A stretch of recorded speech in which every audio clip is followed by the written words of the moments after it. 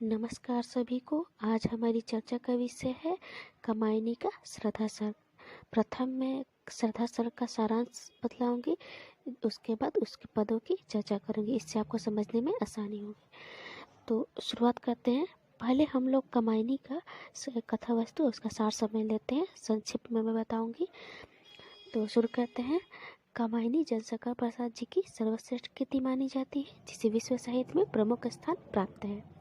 इसमें मनु, श्रद्धा और ईड़ा के माध्यम से मानव को हृदय यानी श्रद्धा और बुद्धि यानी ईड़ा के समन्वय का संदेश दिया गया है। मैं आपको बतला देती हूँ। मनु मन के प्रतीक है, श्रद्धा हृदय के प्रतीक है, ईड़ा बुद्धि के प्रतीक है। कामायनी में कुल 15 सर्ग है। चिंता, आशा, श्रद्धा, काम, वासना, लज्जा, कर्म, ईर्ष्या, ईड़ा, स्वप्न, संघर्ष, निर्वेद, दर्शन, रहस्य, आनंद। इस चिंता से आनंद तक का सफर है। प्रसाद जी ने कामायनी में अभिव्यक्ति जीवन दर्शन के माध्यम से आधुनिक मानव को अपना जीवन सुखी बनाने हेतु तो कुछ दिशा निर्देश दिए हैं। प्रसाद जी के दार्शनिक विचारों पर सर्वाधिक प्रभाव शैव दर्शन के अंतर्गत आने वाले प्रतिभिज्ञा दर्शन का पड़ा है। ये बहुत ही महत्वपूर्ण प्रश्न है। आप सभी ध्यान रखिएगा कि प्रसाद जी पर शैव दर्शन का प्रभाव था। इस कृति में आनंद प्राप्ति के लिए प्रसाद ने हृदय और बुद्धि, सुख और दुख, इच्छा, ज्ञान और क्रिया को समरसता पर बल दिया है। इसमें प्रमुख पात्र मनु जल पलावन की घटना में देव जाति के विनाश के विषय में विचार करते हुए निष्कर्ष पर पहुंचते हैं कि देव जाति अहंकार, अकर्मण्यता और भोग विलास की अधिकता के कारण नष्ट हुई है। तो उम्मीद है आप सबको कामायनी की कथा वस्तु समझ आ गई होगी। अब हम श्रद्धा सर्ग का सारांश आरंभ करते हैं। जब मनु चिंतित और किसी के प्रति अंतः पिपासा प्यास से व्याकुल थे, तभी सामने से एक नारी के मुख से निकला मधुर प्रश्न सुनाई पड़ता है। अरे संसार समुद्र के तट पर तरंगों से फेंकी हुई मणि की भांति तुम कौन हो? मनु का हृदय मधुर रस से भर गया। सामने देखते हैं तो गंधार देश के मुलायम भेड़ों के चर्म से कमी हुई एक सुंदर बाला खड़ी है। मनु ने पूछा, तुम कौन हो? प्रत्युत्तर से वह बाला कहती है, मैं ललित कलाओं को सीखने की उत्सुकतावश इधर उधर घुमा करती थी। मन में कौतूहल जागृत था और मैं हृदय से सुंदर सत्य को खोज रही थी। घूमती हुई हिमगिरी पर पहुंच गई और धीरे धीरे पैर ऊपर बढ़ते गए तथा शैलमालाओं का यह श्रृंगार देखकर आंखों की भूख मिट गई। मैं यही रहने लगी। एक दिन अपार सिंधु उमड़कर पहाड़ से टकराने लगा और यह अकेला जीवन निरुपाय ही बच गया। इधर से निकलते हुए आज मैंने यहाँ बलि का कुछ अन्य देखा तो जीवों के कल्याण की चिंता में रत यह दान देख कर समझी कि अभी कोई प्राणी जीवित बचा है। हे तपस्वी, इतने थके व्यथित और हताश क्यों हो रहे हो?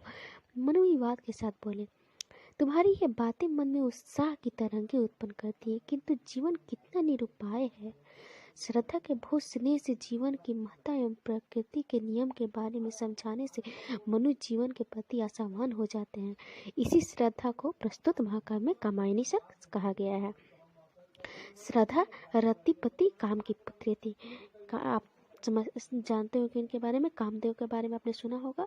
कामदेव की पत्नी रति थी, इन दोनों की पुत्री श्रद्धा थी। तो अब हम शुरू करते हैं इसके पदों की चर्चा। तो कौन तुम संस्कृति जल निधि तीर तरंगों से फेंकी मणि एक, कर रहे निर्जन का चुपचाप प्रभा की धारा से अभिषेक, मधुर विश्रांत और एकांत जगत का सुलझा हुआ रहस्य, एक करुणा में सुंदर मन और चंचल मन का आलस्य। मैं इसकी व्याख्या बतला देती हूँ। निर्जन स्थान में मनु को बैठे हुए देखकर श्रद्धा कहती है, जिस प्रकार समुद्र की लहर किसी मणि को उछाल कर किनारे पर फेंक देती है और वह उस सुनसान स्थान को अपनी चमक से जगमगा देता है, उसी तरह इस एकांतिक स्थान में तुम कौन हो जो इस स्थान को अपनी सुंदरता से सुशोभित कर रहे हो? श्रद्धा आगे कहती है कि तुम इस मधुर और एकांत स्थान पर इस जगत के सुलझे हुए रहस्य के समान लग रहे हो, अर्थात प्रलय के बाद इस संसार में कौन शेष है, यह तुम्हें देखकर इस रहस्य का भेद खुल रहा है। तुम बहुत ही सुंदर हो और तुम्हारा यह शांत रहना मेरे मन में करुणा को जगा रहा है। तुम्हारे चंचल मन में आलस्य का समावेश प्रतीत हो रहा है। मैं इस पद के बारे में और कुछ विशेष बातें बतला देती हूँ। चंचल मन का आलस्य में विरोधाभास अलंकार है। तरंगों से फेंकी मणि एक में रूपातिशयोक्ति अलंकार है। उक्ति वक्रता और ललित्य का समावेश हुआ है। संपूर्ण पद में लाक्षणिकता का प्रयोग किया गया है। आगे बढ़ते हैं। और देखा वह सुंदर दृश्य, नयन का इंद्रजाल अविराम, कुसुम वैभव में लता समान, चंद्रिका से लिपटा घनश्याम, हृदय की अनुकृति बहा उदार, एक लंबी काय उन्मुक्त मधु पवन, क्रीड़ जयो शिशुशाल, सुशोभित हो सौरभ संयुक्त। इसकी व्याख्या मैं बतला देती हूँ। मनु ने श्रद्धा को देखा तो वह देखते ही रह गए। वे उसके आंतरिक सौंदर्य के जाल में फंस गए और एकटक उससे देखते रहे। उन्हें लगा कि वह फूलों के समूह में कोई लता है या चांदनी से लिपटा हुआ कोई नीला मेघ है। श्रद्धा के शरीर को देखकर ऐसा लग रहा था मानो शरीर ने हृदय का ही अनुकरण कर रखा हो। श्रद्धा का शरीर लंबा था, वह स्वतंत्र रूप से विचरण करने वाली थी। ऐसा लगता था मानो साल के छोटे वृक्ष से मधुर पवन क्रीड़ा कर रही है और वह सुगंध से सुशोभित हो रहा हो।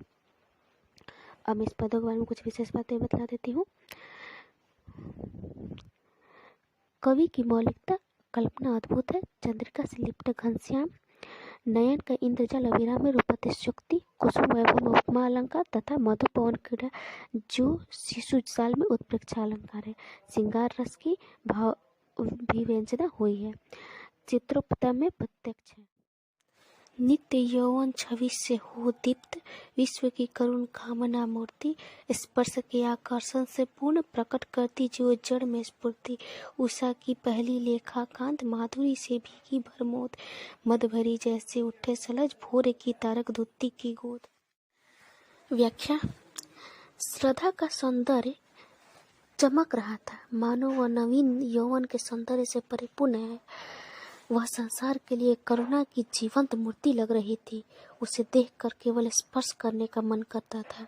श्रद्धा के दिव्य सौंदर्य को देखकर ऐसा लगता था मानो उसे देखने मात्र से ही जड़ में चेतना का भाव प्रकट हो जाएगा।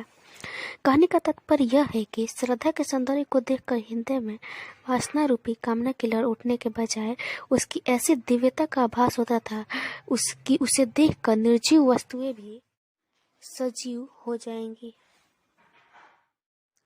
श्रद्धा को देखकर ऐसा लगता था जैसे वह प्रभात की पहली किरण हो जो मधुरता से सरस और प्रसन्नता से भरी हुई थी। ऐसा लगता है जैसे यह प्रभात के तारों की गोद में सोई हुई थी जो मस्ती से भरी हुई और लज्जा से युक्त होकर अभी उठकर आई हो। इसके कुछ विशेष बातें।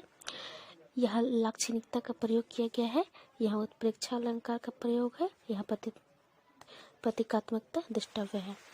उम्मीद है आपको यह ज़्यादा से अच्छे से समझ में आ गया होगा। धन्यवाद।